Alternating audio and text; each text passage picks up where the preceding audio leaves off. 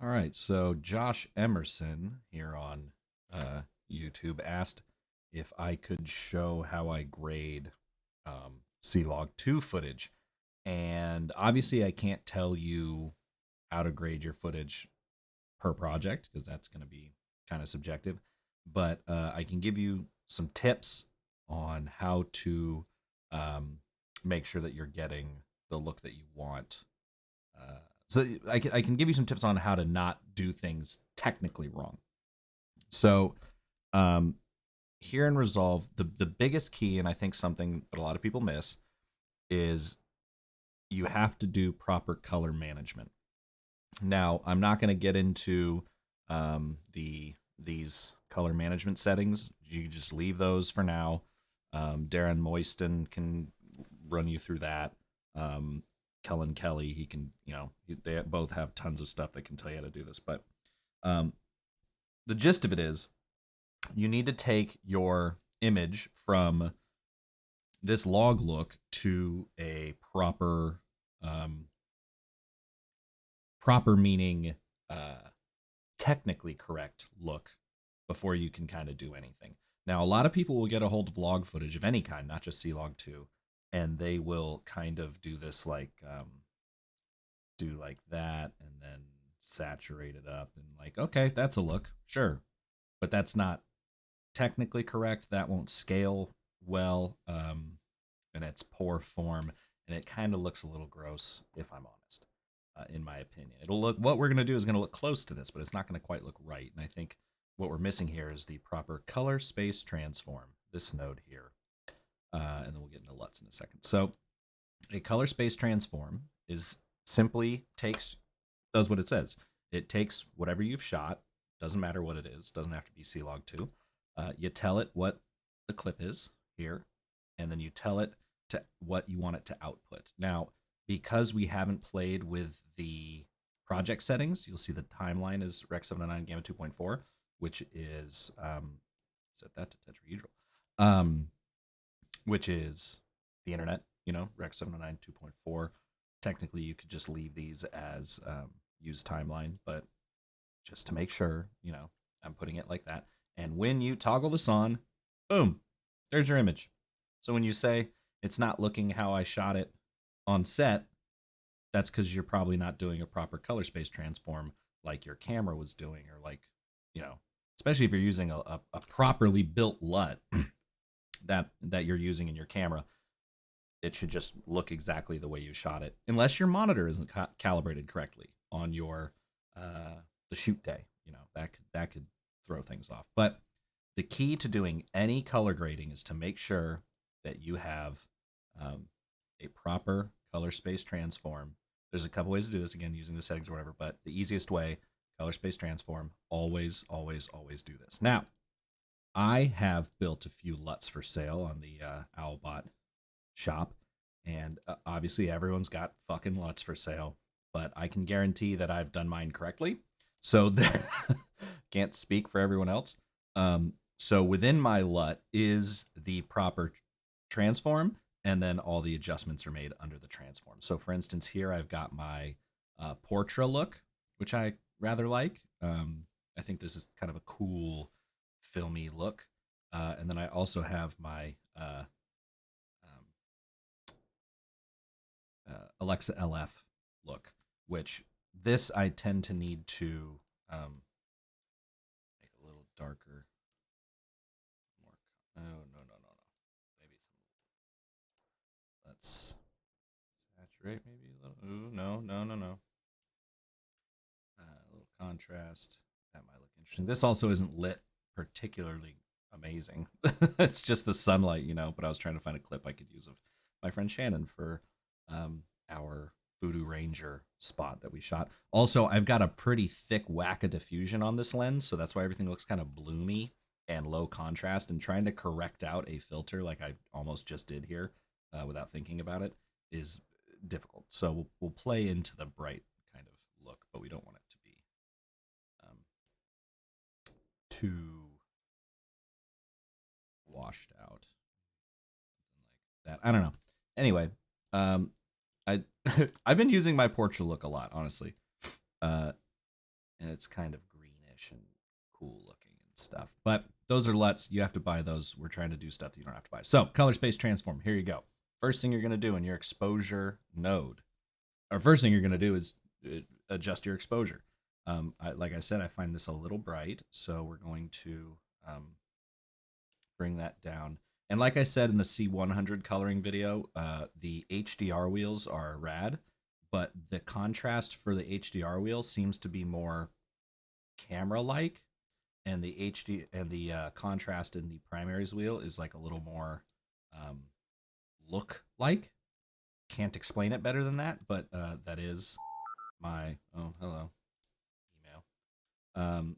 So we'll just get a nice, not blurry frame because I'm just walking backwards, and we don't want Shannon to look stupid. There's a good one. Yeah, there she is in the shadow.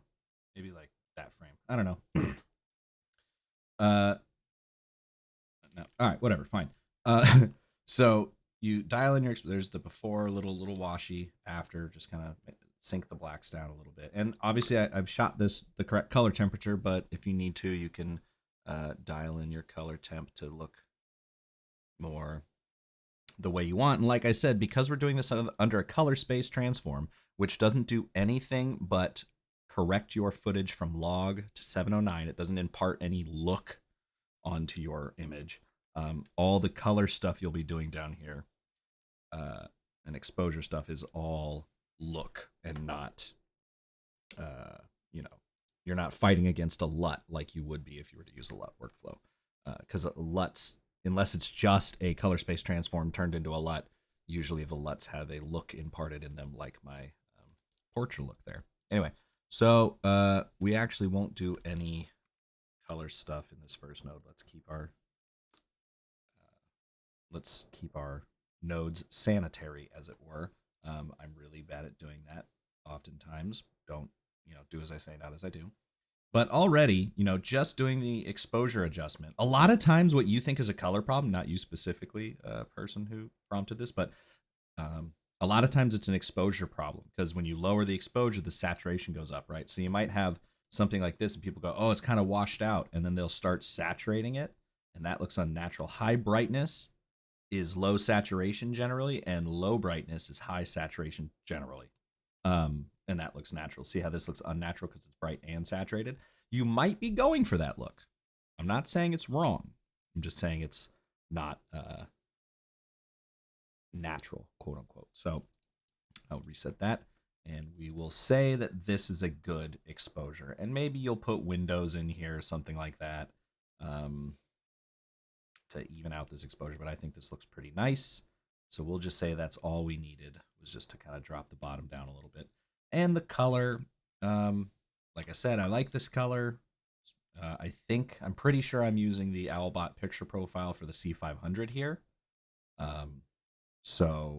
Which is not affected by the color space transform because those adjustments in the C500 are color only. So because this is just taking what it's given and remapping the color space, not the color response, but the color space to a different one and the gamma to a different one, those color changes are passed through from the camera to your final image, if that makes any sense. But let's say we want to do some stuff here. So classic cool shadows, warm highlights. How about it? So we'll take, if we use dark, see how it'll only affect the blacks, and that looks kind of weird. So we're not going to do that. We'll use shadow, which grabs more of the image, right?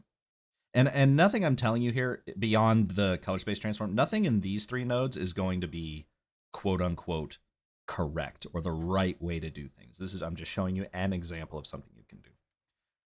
But actually just moving the shadows around looks that can give us a cool kind of look. Like maybe we want this to look really summery, right? Because this kind of has this cool, maybe I don't want to do cool shadows, warm highlights. Maybe I really want to warm up the image. And maybe like that. That looks kind of nifty, right? And then we'll use the light to kind of maybe make, ooh, this is kind of cool. Maybe something like that. That's kind of an interesting. And normally I would use my grading panel, the big grading panel that Resolve makes, but I'm doing it with my mouse so you can see what I'm doing. And with the grading panel, you can just be a lot more granular with your adjustments. With the mouse, things feel kind of aggressive. But also, I kind of have to make more aggressive moves because the subtleties don't quite come through uh, YouTube. But yeah, let's see. Because if I were to try to make the sky blue and everything else warm, I don't know. Maybe that is a look you want. Maybe that's like kind of a over process right now. Kind of like an over processed look seems to be getting a little more popular in pop culture advertising or whatever. But um, maybe that is the look you'll go for. Maybe it's not. But just kind of play around with this, and maybe that's kind of look. And we want to try to protect the skin tones. And what I'm doing right now is not doing that necessarily, and I can show you how to work around that. But you want to try to make as gentle adjustments as possible, and not have to go in and fix the skin tones later. Um, and so maybe what is that? What have we done here? So that's the original image. Did I do any color work over here? No, my eyeballs are just absolutely. Yeah, no, that's the original image. All right. See, your eyeballs get used to. Yeah, those are all zeroed out. Your eyeballs will get used to something, and you go back and you'll be like, really? So we'll say that's our image. Maybe we really like that. That's kind of cool. Do we want to? And again, if we're gonna do, well, we'll go into the. I'm talking a mile a minute. I'm thinking as I go, but that's kind of how you color. It's this is a ride along. This is another ride along. This is kind of how I think my way through. But let's say we also wanted to adjust the skin tones. I've been using the color warper a lot, not always, but often, and bouncing between HSP and HSP lock. I don't really know how this tool works, so I can't say that I'm giving you great expert advice on this specific tool, but I just play around with it, and if it looks right, it looks right. So maybe we use it to make her skin look a little more lively. And another thing too is like sometimes it's not a good idea to like if I were to go and make a use a qualifier and attempt here maybe do this and select just her skin, try to just do her skin. And I've also been told, and I agree with this idea that you should only use one or two of these, but very rarely all three. But point being, the reason that you don't want to necessarily use a qualifier and select just the skin is because cameras don't just see skin, right? So if I were to go here and kind of like make her skin look something, maybe that is a look that you want, but also like you'll notice like actually that looks pretty decent, but like it's the same, her skin's kind of the same color as the building. And so in certain scenes that won't look natural if like one skin tone thing is a different color than another skin tone thing. But actually right after I got done saying that, this looks not bad. So you know not everything is a rule, but a guideline, so that actually doesn't look bad if we just wanted to talk about just her skin tone, which is just giving it a little more saturation life. And I just made this adjustment with the global wheel, honestly. But if you were to just do it in balance, you could do kind of the same thing, but see how it'll adjust more colors, and that does tend to look a little more natural. Oh, see, it's grabbed her shadow side, so we don't want that to be too saturated, or her highlight side, and we don't want that to be too saturated because again, that looks unnatural or weird. But again, we're kind of going for like a processed look here. It's something kind of crazy and cool, and so we'll get rid of that qualifier. But maybe that's the look you're going for, which is a little interesting and kind of nifty. Just get a clean frame here. And again, this is the look without everything. God, that looks crazy. All right, let's take those off. No. How do I always forget how to turn off multiple nodes at once. This is what it looks like right here.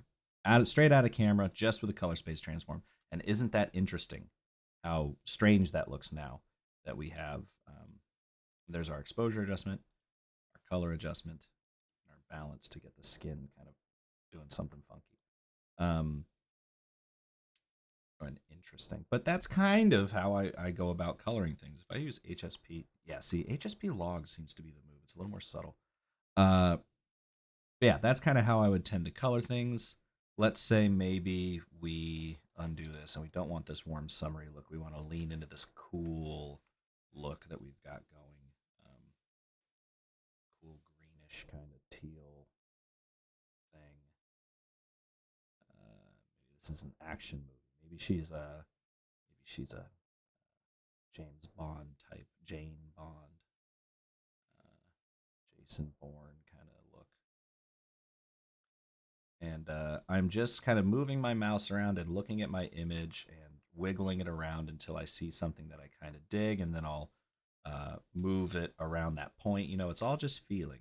After you've done the technically correct, then you can do the emotionally correct thing of coloring to your feeling.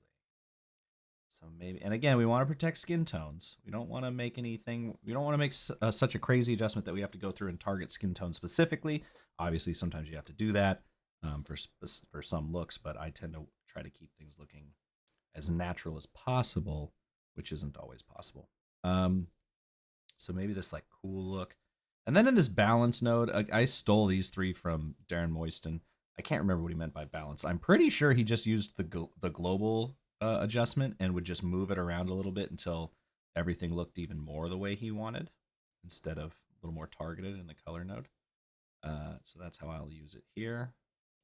And I don't know if I said it specifically, but you want to do your LUTs or your color space transforms should always be at the top, the last thing in the chain. And you can make adjustments after it, but like the bulk of your adjustments need to be under the color space transform.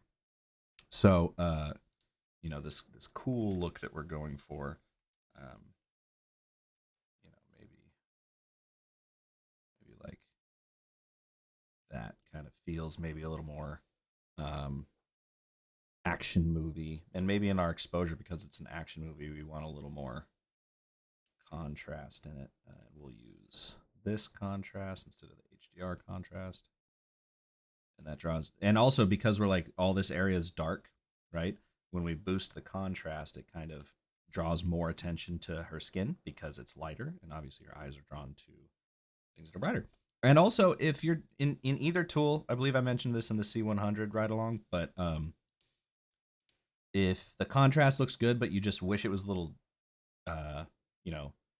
more weighted to the dark side or the light side, young Luke, use pivot.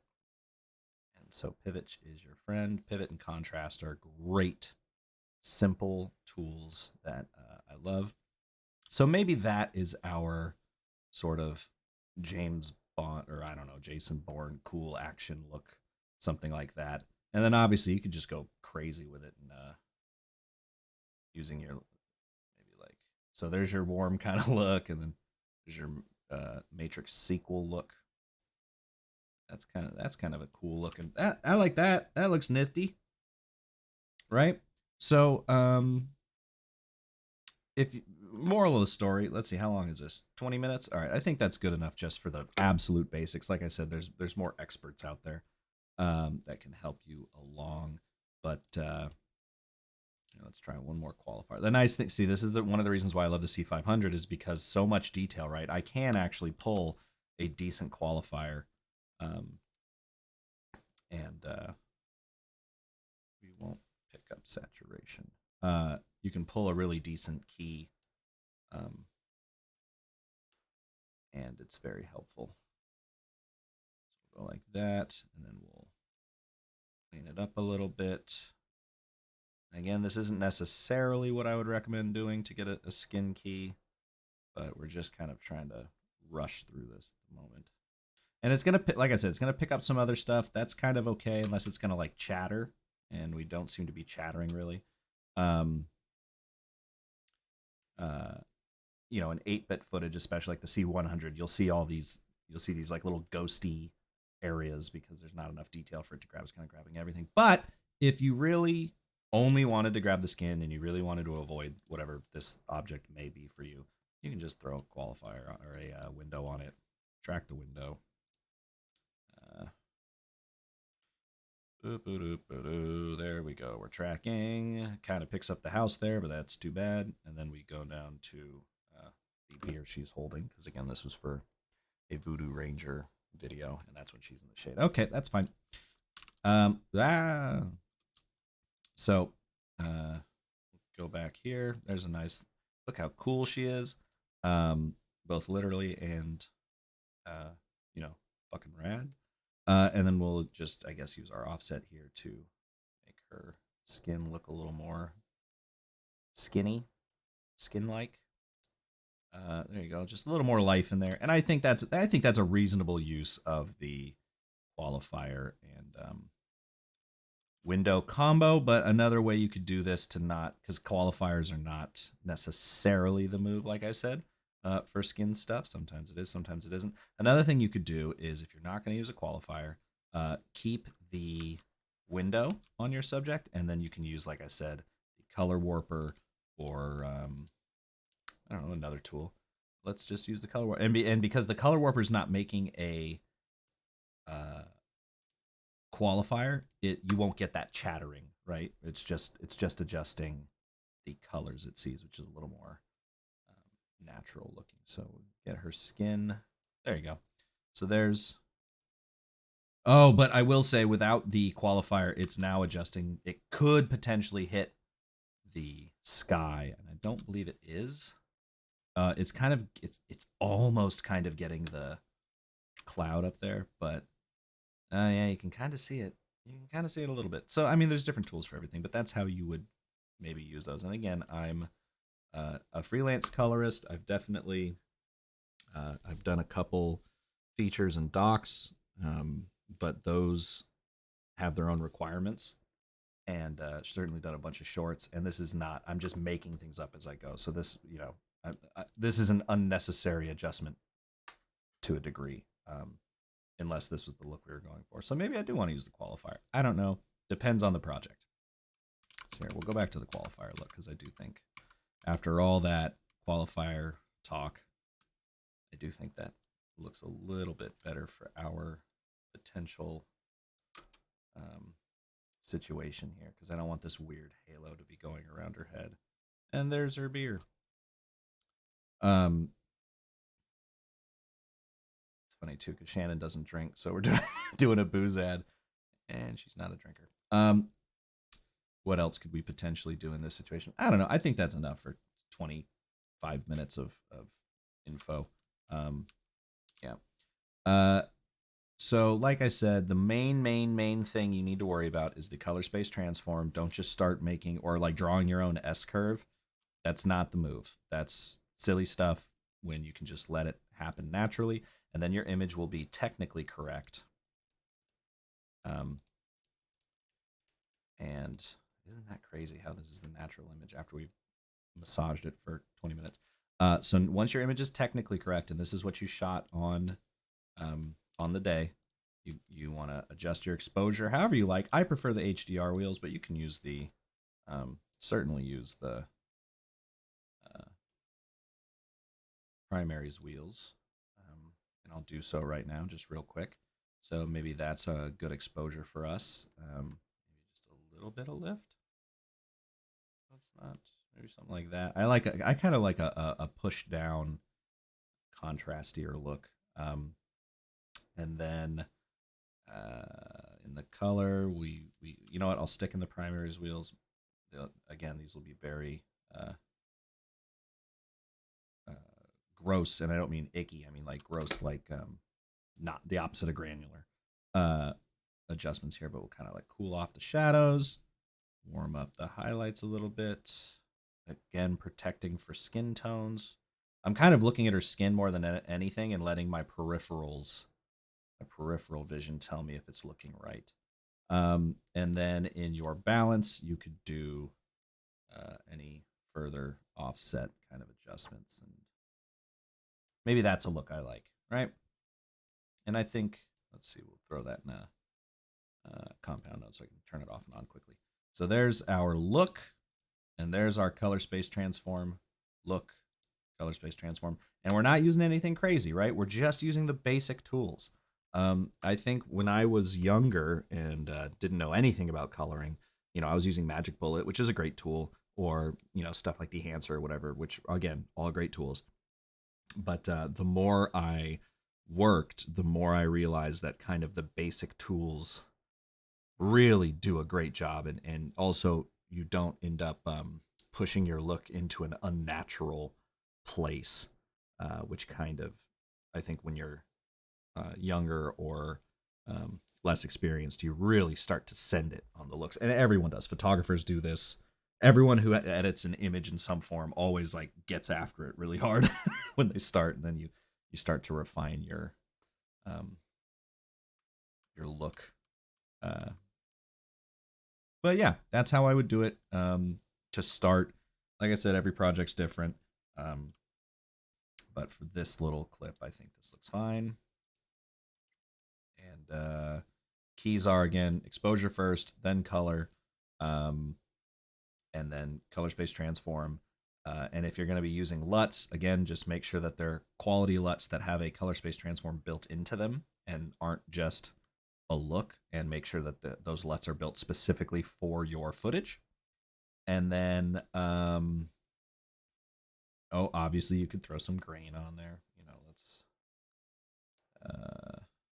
oops, hold on. I wish it would push the nodes over when the effects thing comes out. Do some film grain. Why not? We love film grain. I'll keep 16 millimeter, and we'll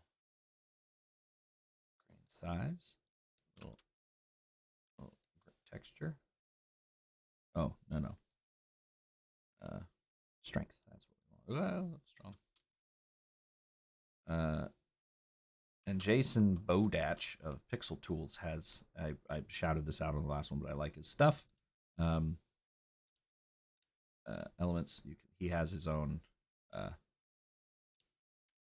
things. Oh yeah, deep color. I like that. Hold on, let's throw that on there. Ooh, a little weird. Yeah, that's too much. Maybe a mild. It's a little better. And I'm not going to tell you what this does, so that because it's his product, I'm not going to put him out like that. But darkening, like I said, darker values tend to be more saturated, and the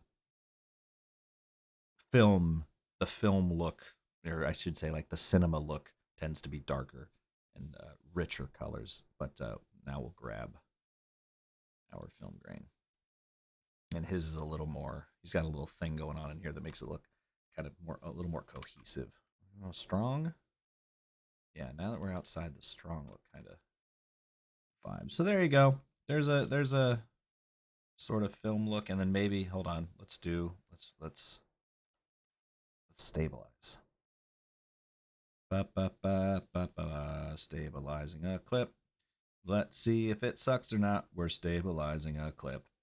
Taking a while. My computer's kind of old here. Whoa, boy. Yeah, that's punched in. Let's see if it worked. Yeah, that's looking fine. It's a little punched in. I was handheld. Actually, I'm not mad at it. It chops off her head a little bit, but that's not the end of the world. You could draw it back, but that's kind of a cinematic, filmy kind of look. There you go. Shout out to Shannon. She's great. Shout out to you for watching, and we'll see you around.